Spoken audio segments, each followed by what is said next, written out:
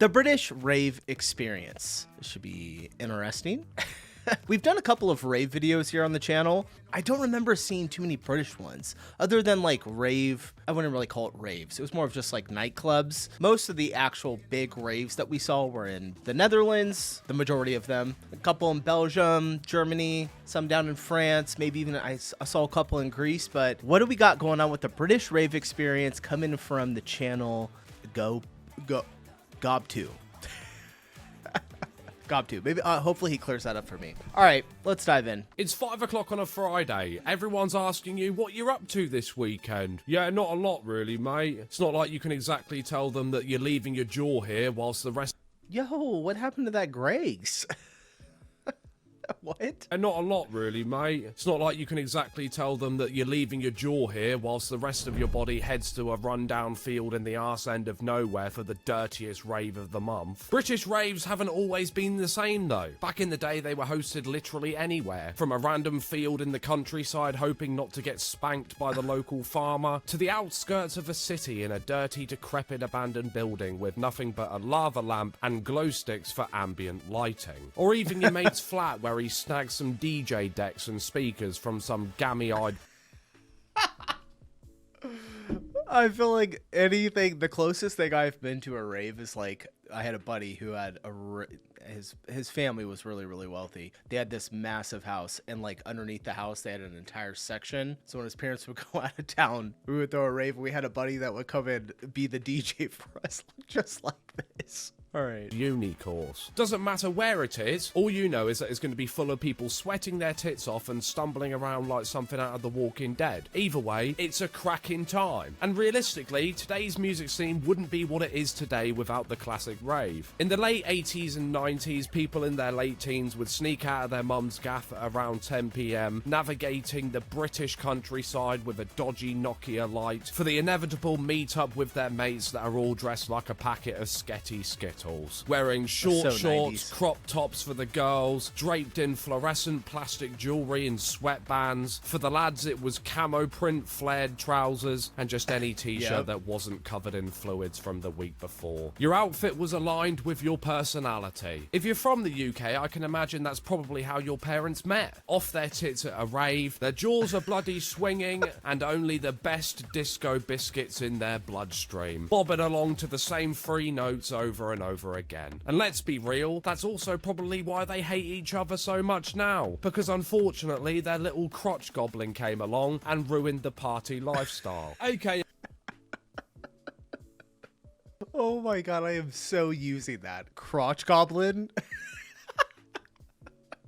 Oh, I love British people. Oh my god. Fortunately, their little crotch goblin came along and ruined the party lifestyle. AKA you. British raves are a lot different to the ones over the pond in Yankee Doodah land. Over there, they think that Coachella is the pinnacle of the global party scene, with their pashminas on, and the only powder accidentally entering their nose being dust. Thinking that smoking bloody broccoli booth pack makes them a seshed. Get real, mate. Over here, we partied harder. We didn't need a pre-planned venue for a rave. All we needed was your mate Steve's massive speakers and his mate John's flatbed truck for transportation. And it was all based around a little something called BYOBAODPD. No,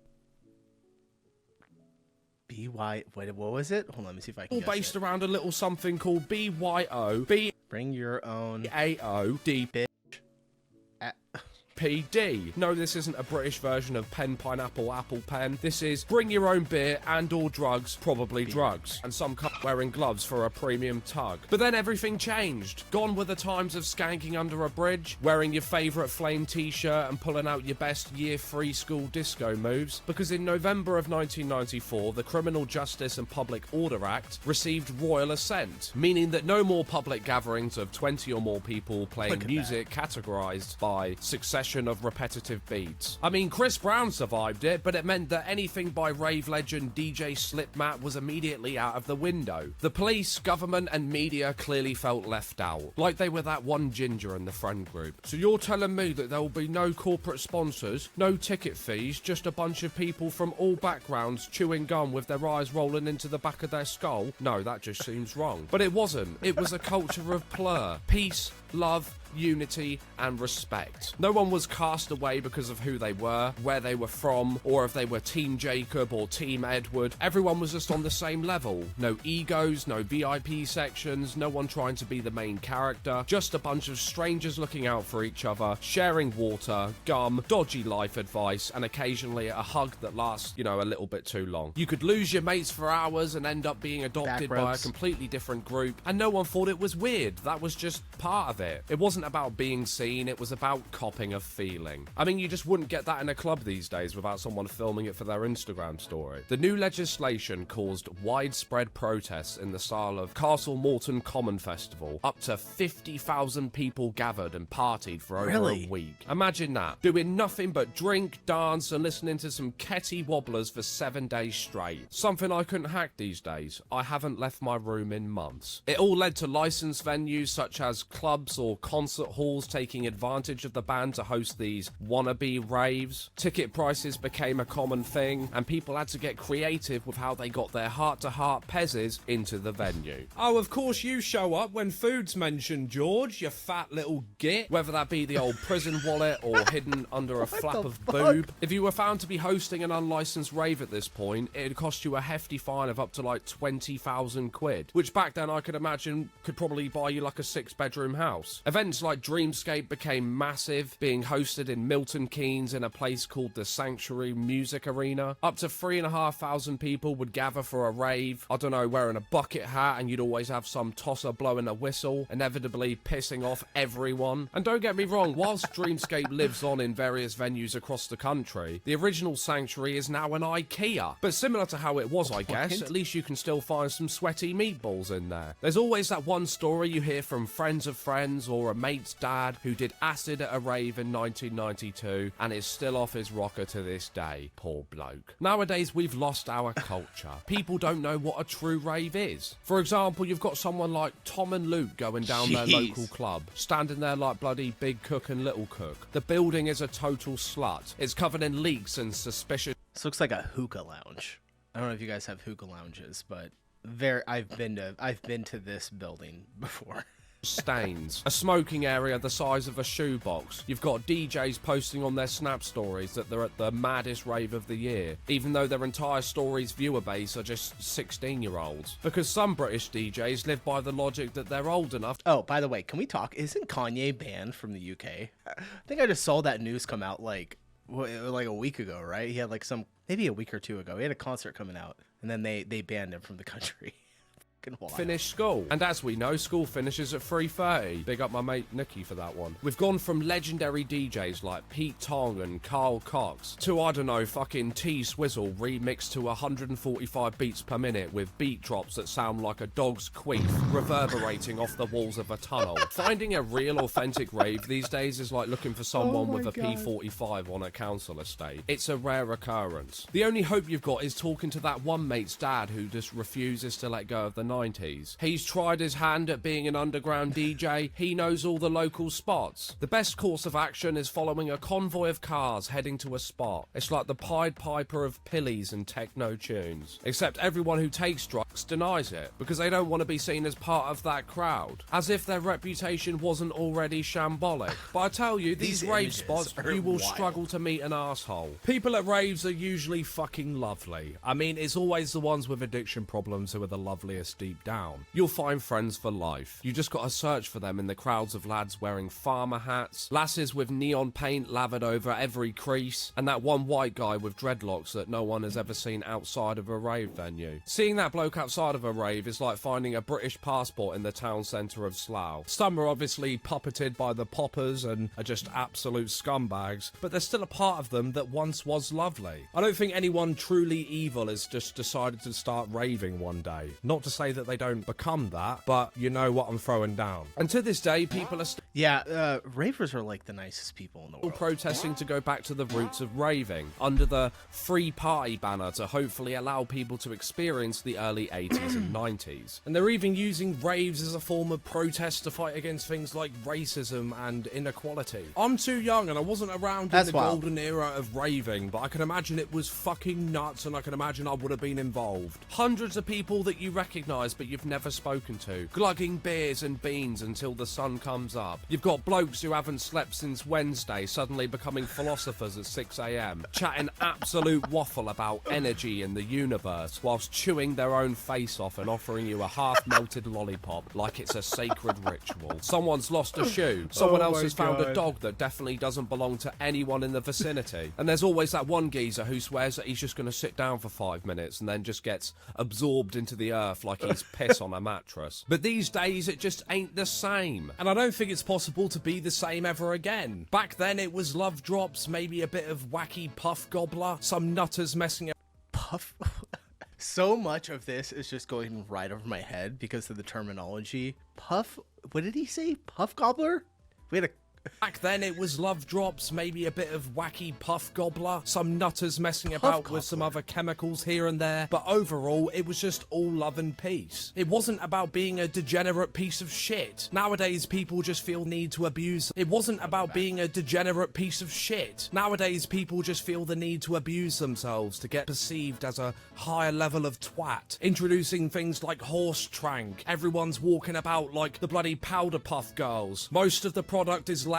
Oh, and let's not forget the biggest dopamine dependency of all. Every tosser's glued to a mobile device, having a heart-to-heart within purple Snapchats. Social media has ruined raves, and everything that's left in... Yeah, he's 100% right on that. Social media and like the phones at not just raves, concerts in general, everyone always having their phone out. Like it's fine to take a video here and there, but god damn, dude. People, it's like they don't let this go of wanker of a world. I know it's ironic considering I make and post videos, but I'm not going to allow that to stop me being an opinionated crust demon. And in my opinion, the current British crust demon. Where is he? Where is he coming up with these words? Is exactly what the 80s and 90s propaganda against rave culture portrayed. But obviously that is from my perspective and interpretation, so please prove me wrong if I am. You've only really got 3 options now. You've got the club raves that we've already discussed. A dying nightclub will host like a monthly rave event just so it can keep the doors open. Or you've got the famous non-stop rave that goes over the bank holiday weekend that always ends up getting shut down when the riot police show up at the end of the first day. My missus once told me a story about one being hosted in a local rundown warehouse when she was in her younger, more rebellious days. Apparently it went on for 3 days straight. Police came multiple times, but due to the sheer amount of people, they just kind of let it be. Nothing could be done. She said as soon as she arrived, people were shouting, "Any brown, any smack," like it was, I don't know, Yarmouth Market. Apparently every morning you had some gurning goblins helping to move cars from the entrance to the still working side of the warehouses nearby. Families brought their kids. It was just an absolute shit show. All while you had people attached to vibrating speakers, chewing their cheeks off. Then you had some bloke in the corner with a takeaway tub trying to get people to pay £1 for a sound, completely ruining the ideologies and fundamentals that a rave stood for. I'm sure many people will have other experience of a more peaceful nature, true to the roots of a 90s rave, but unfortunately the connection to heavy drug use isn't a stereotype that's been escaped yet. If anything, it's just increased. Hence why you have many venues these days banning drum and bass entirely without having a live DJ playing due to the connection and correlation to drug taking. You have illegal raves these days that are hosted by essentially drug dealers or people who hide behind coping loopholes of saying it's a place to bring creativity by introducing underground DJs, when in reality they're just using legal loopholes to gain access to a property, vandalizing that property, selling and taking copious amounts of substances, all because it's somewhere that they can feel not alone in the world. I understand it to a degree, don't get me wrong, I'm not that much of a prick, but there is better ways of going about it, isn't there? And the only people who actually turn up to these are just nitties who refuse to admit that they've got a drug problem. You know, they're...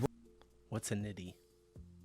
Rocking up at 11 PM, and instead of welcome drinks, they get a free welcome bump of nondescript powder that further validates their crave for attention from their parents. You are not reliving... If that was in America, it'd be laced with fentanyl. What rave culture was. You are collectively accepting that your life is shit, and that you have no wishes or drive to change that. You're not in an episode of Skins. Your life is in the bin. And then you have the rich boy rave, where people are so genuinely out of touch that they rent out an entire warehouse and sell tickets or invite literally everyone so they can try replicate the authentic rave experience. Instead, once again, all you get is a bunch of drug dealers taking advantage of naive rich teenagers who think that bumping baby powder is going to get them pinging like a Jack Russell that, I don't know, has seen a rabbit out the window. There is nothing better in this world than seeing a bunch of Tories trying to dress like the common muck, blowing their whole trust fund on the equivalent of spicy sugar, whilst their parents are off on their hollybobs to a dodgy island, enjoying a weekend of Satan worship. Oh, and let's not forget some pizza. Now, there's one thing that we haven't touched on here yet, and I know what you're thinking. So what do people drink at a rave? You mentioned all the powders. What are they glugging? We've covered the booger sugar, the clarity candy, so let's take a look at the finer beverages. These venues charge so much for alcohol that you're looking at least like 15 quid for a beer. Oh, you want a vodka Red Bull, you say? Let's hope your credit score's above 400 because you're going to need a loan. But the always one of the most expensive drinks, a vodka Red Bull. most consumed thing at a rave is obviously water. It is really important to stay hydrated, especially when you're dancing about the place like you've just bloody pinched your scrot on a cold day. There'll be a distinct salty smell mixed with that awful BO that we mentioned in the British bus video, because everyone who's taken some nose crystals will be leaking so much that they could quench the thirst of a third world country. When it comes to actual booze, most people tend to smuggle their own in, whether it's a girl with a bottle of Glen's under her boob, or a bloke with a can of Red Stripes slotted against his gooch, or even some really creative people.